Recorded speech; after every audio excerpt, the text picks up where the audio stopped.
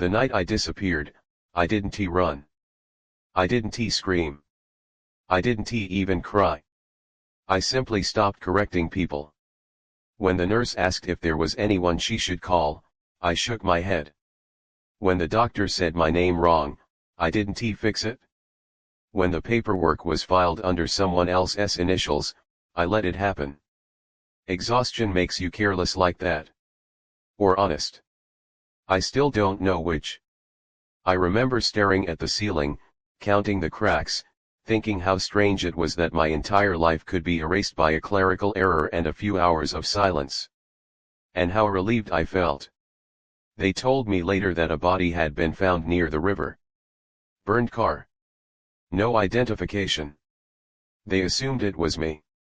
I heard it from a television in a cafe, 2 days after I left the hospital. My photo flashed briefly on the screen. A 10-year-old picture, when I still smiled without forcing it. I didn't correct them. That's the part people never understand. They think disappearance requires courage. Planning. A dramatic moment where you decide to abandon everything. The truth is quieter. I didn't leave because I wanted a new life. I left because I couldn't survive the old one anymore. For years, I lived as someone who looked functional from the outside.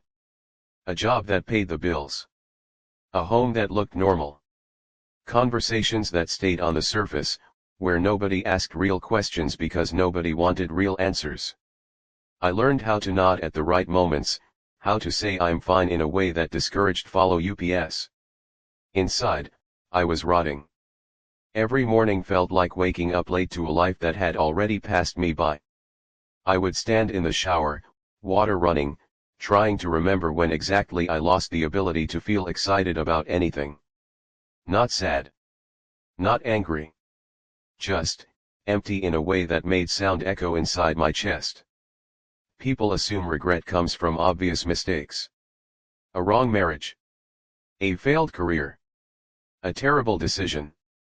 My regret was slower than that. It came from 1,000 moments where I stayed silent when I should have spoken. From all the times I chose safety over honesty. From every year I told myself, next year will be different, while carefully changing nothing. I built a life that was acceptable. And then I suffocated inside it. The breakdown didn't arrive with drama. No shouting. No smashed furniture. It came on a Tuesday afternoon when I realized I couldn't remember the last time I had felt proud of myself. Not proud in a public way. Quietly proud. The kind that lets you sleep. I remember sitting at my desk, staring at an email I had already read 5 times, and thinking, if I disappeared today, how long would it take them to notice the real me was gone? That thought scared me. Not because I wanted to disappear but because part of me already had. The collapse happened weeks later. A dull pressure in my chest. A hospital room that smelled like disinfectant and indifference. A doctor speaking gently, as if softness could undo years of neglect. They called it stress. Burnout. Exhaustion. Words designed to sound temporary. None of them fit.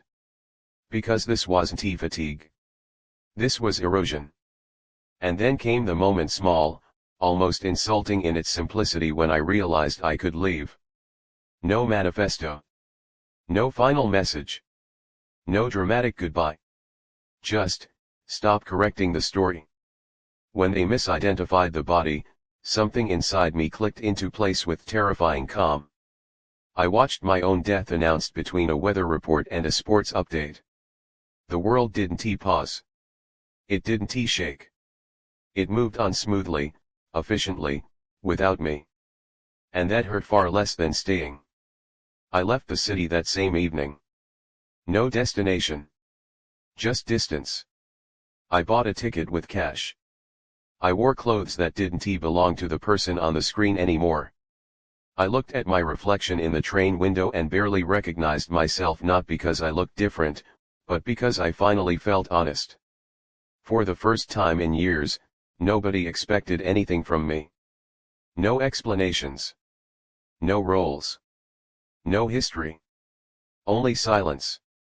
And the terrifying freedom inside it. But freedom has a cost no one warns you about. Because when you erase your name, you don't just lose your past. You lose your right to be remembered. And at the time, I thought that was exactly what I wanted. Living without a name sounds romantic until you try to answer a simple question like, who are you? In the beginning, I avoided places where that mattered. Small towns. Anonymous rooms.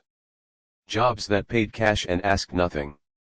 I learned how to keep my head down, how to make myself useful without being memorable. It turns out invisibility is a skill, and like any skill, it improves with practice. Days blurred together. I woke up early, worked until my body was tired enough to silence my thoughts, ate whatever was cheap, and slept without dreams. At first, I told myself this was healing. That stripping life down to its basics would somehow reset me. But silence doesn't fix what noise created. It only gives your thoughts more room to echo. At night, memories surfaced without permission. Not the dramatic ones, not the arguments or failures people expect to haunt you. It was the ordinary moments that hurt the most. A laugh I didn't appreciate. A message I never replied to. A conversation where someone tried to reach me and I wasn't brave enough to let them. I wondered how many people were grieving me. That question sat heavy in my chest.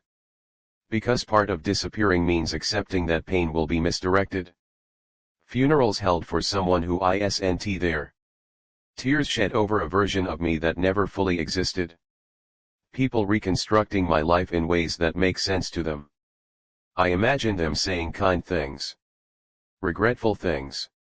Things they never said while I was alive. And I hated myself for wondering if my absence finally made me valuable. There was one person I thought about more than anyone else. I won't say her name, not because it matters, but because names have weight, and I gave mine up. She was the closest thing I ever had to a witness. Someone who saw through my rehearsed answers, who noticed when my smile lagged a second too late. She once asked me, quietly, "Are you actually okay, or are you just very good at pretending?" I laughed. Changed the subject. Chose comfort over truth. That was the pattern of my life. Some nights, I considered breaking the illusion. Just one message. One proof of life. Something small enough to relieve guilt without collapsing everything I had erased. But every time my fingers hovered over a borrowed phone, fear won. Because survival isn't the same as living, but going back felt even worse. Going back meant explanations. Questions. Expectations. It meant becoming the person I had already failed to be. So I stayed gone. Months passed. Then more. Time lost its structure when no one was tracking you. I aged without milestones. Without birthdays.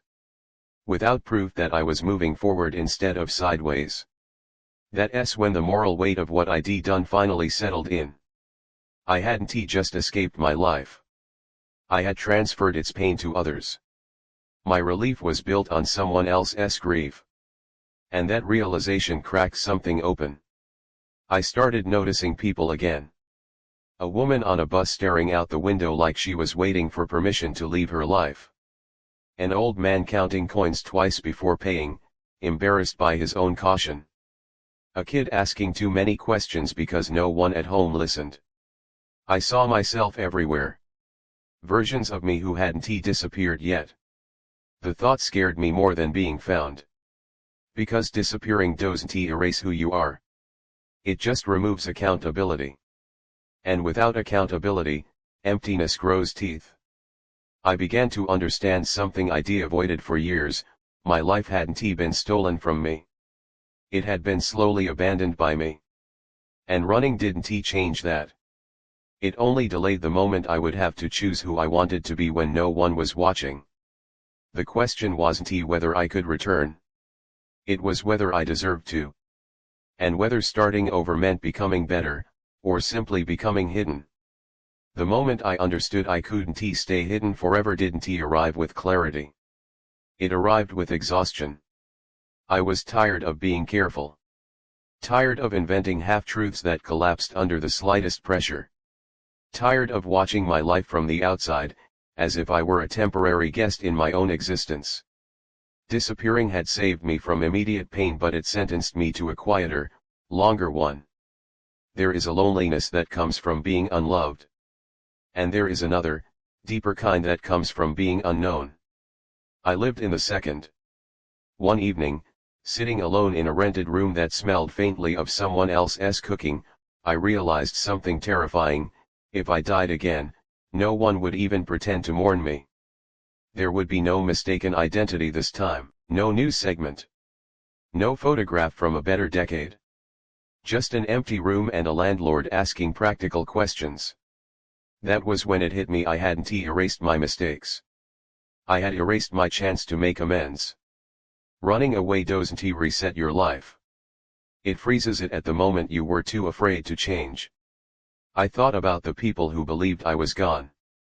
About the weight they carried because I couldn't carry my own. I imagined the quiet ways grief shows up months later, in routines that still expect you, in jokes that no longer land, in moments where your absence becomes permanent. I had told myself my disappearance was harmless.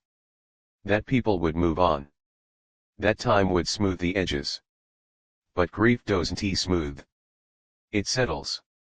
And guilt, when ignored long enough, stops whispering and starts breathing. I want to pretend I found redemption. This isn't a story about forgiveness handed out neatly at the end. Life doesn't work like that. What I found was responsibility. Not the kind imposed by others, the kind that exists even when no one is looking. I didn't go back. Not in the way people imagine. I didn't knock on doors or reclaim my old name. Some doors, once closed, can only be honored by staying shut. But I stopped hiding. I chose a name.